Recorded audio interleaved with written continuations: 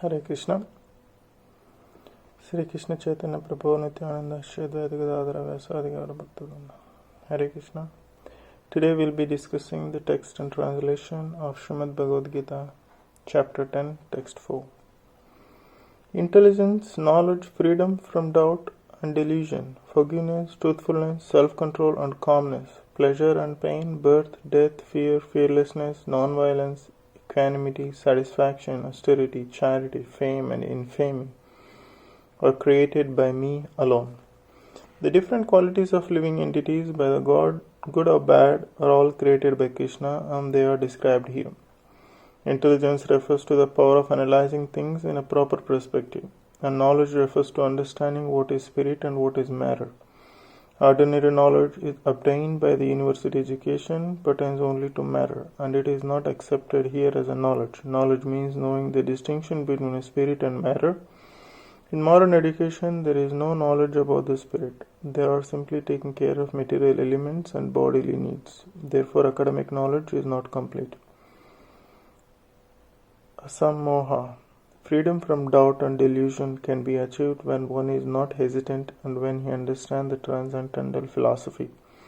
Slowly but surely he becomes free from bewilderment. Nothing should be accepted blindly. Everything should be accepted with the care and caution. Kamsa. Caution. Kshama. Forgiveness should be practiced and one should excuse the minor offenses of others. Satyam, truthfulness, means that facts should be presented as they are for the benefit of others. Facts should not be misrepresented. According to social conventions, it is said that one can speak the truth only when it is palatable to the others. But that is not truthfulness. The truth should be spoken in a straight and forward way, so that others will understand actually what the facts are. If a man is a thief and if people are warned that he is a thief, that is truth. Although sometimes the truth is unpalatable, one should not refrain from speaking it. Truthfulness demands that the facts be presented as they are for the benefit of others. That is the definition of truth. Self-control means that the senses should not be used for unnecessary personal enjoyment. There is no prohibition against meeting the proper needs of senses, but necessary sense enjoyment is detrimental for spiritual advancement. Therefore, the senses should be restrained from necessary use. Similarly, the mind should not be indulged in unnecessary thoughts, that is called sama, or calmness. Nor should one spend one's time pondering over earning money. That is a misuse of thinking power. The mind should be used to understand the prime necessity of human beings, and that should be presented authoritatively. The power of thought should be developed in association with persons who are authorities in the scriptures. Saintly persons and spiritual masters and those whose thinking is highly developed. Sukham, pleasure or happiness, should always be in that which is favorable for the cultivation of the spiritual knowledge of Krishna Consciousness. And similarly, that which is painful or which causes distress is that which is unfavorable for the cultivation of Krishna Consciousness. Anything favorable for the development of Krishna Consciousness should be accepted, and anything unfavorable should be rejected. Bhava. Birth should be understood to refer to the body. As far as the soul is concerned, there is neither a birth nor a death. That we have discussed this beginning of the Bhagavad-Gita. Birth and death apply to one's embodiment in the material world. Fear is due to worrying about the future. A person in Krishna consciousness has no fear because by his activities he is sure to go back to the spiritual sky, back home, back to Godhead. Therefore his future is very bright. Others, however, do not know what their future holds. They have no knowledge of what the next life holds.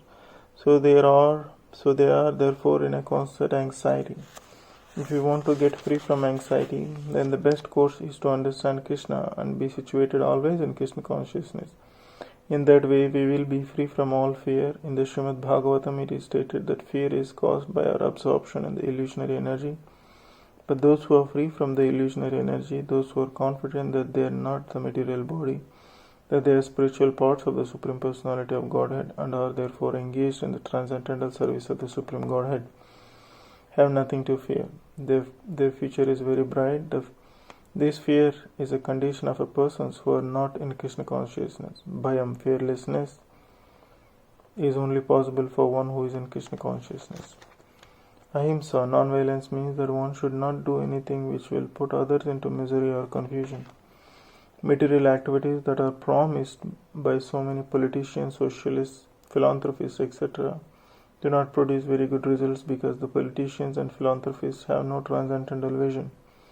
They do not know what is actually beneficial for human society. Ahimsa means that people should be trained in such a way that the full utilization of the human body is achieved. Can be achieved. The human body is meant for a spiritual realization, so any movement or any commissions which do not further that end commit violence on the human body. That which further the future spiritual happiness of the people in general is called non-violence. Samatha, equanimity, refers to freedom from attachment and aversion. To be very much attached to or to be very much detached is not the best. This material world should be accepted without attachment or aversion. Similarly, that which is favorable for prosecuting Krishna consciousness should be accepted, that which is unfavorable should be rejected. That is called samatha or equanimity. A person in Krishna consciousness has nothing to reject and nothing to accept unless it is useful in the prosecution of Krishna consciousness. To seek satisfaction means that one should not be eager to gather more and more material goods by unnecessary activity. One should be satisfied with whatever is obtained by the grace of the Supreme Lord. That is called satisfaction. Tapas means austerity or penance.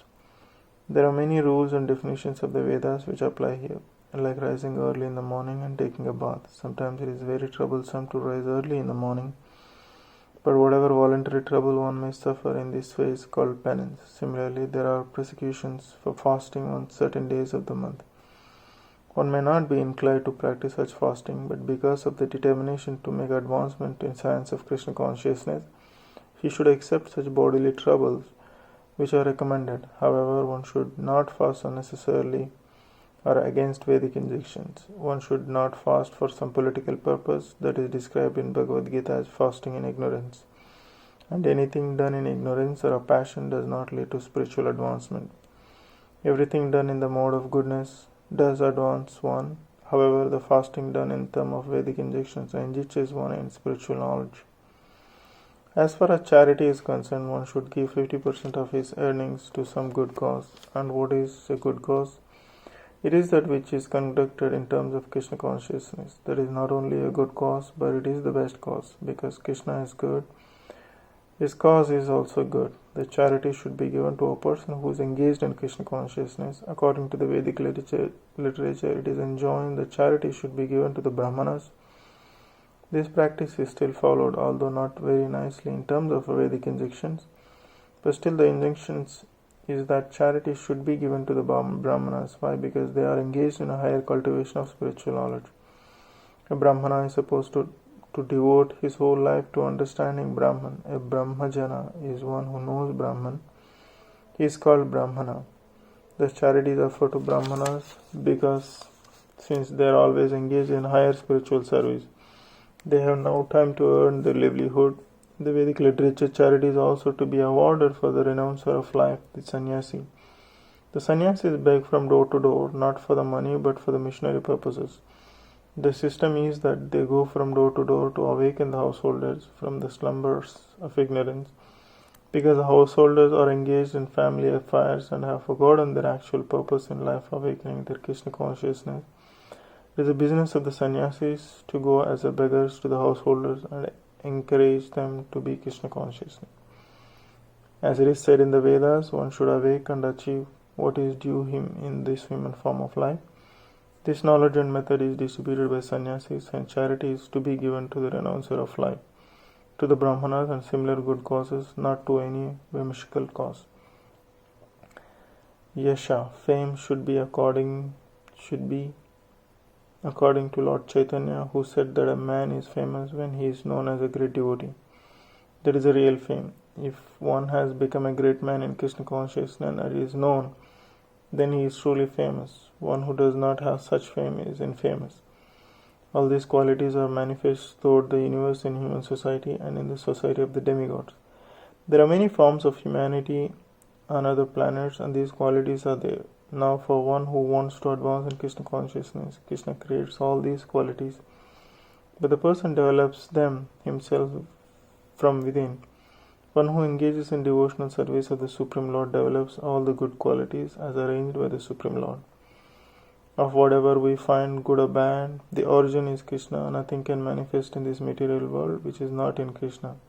This is knowledge. Although we know that things are differently situated, we should realize that everything flows from Krishna.